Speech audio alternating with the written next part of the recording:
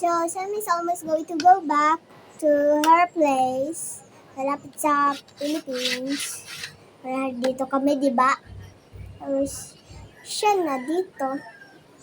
Diba? Hindi, dito si Katyan at dito ako. Ay, oo. Kasi Tapos, dito yung ilog.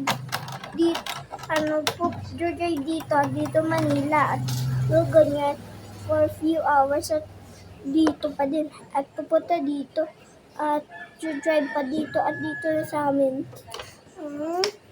Tapos, si Sam maguguwa ng song. Wait lang.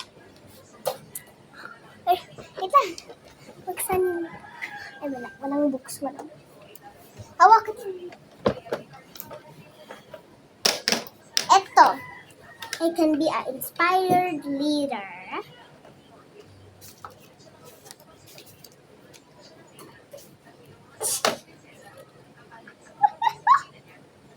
May buhok.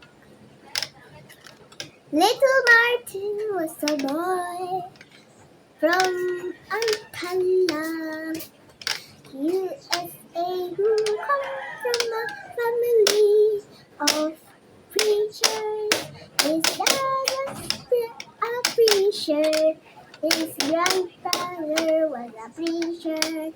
Maybe become a great preacher too. And next day, the end. So guys, ito yung book. Galing sa McDonald's sa USA. Tapos, taga-Pilipino po tayo. At sabi natin, ito pa. Sasabi tayo ng babay.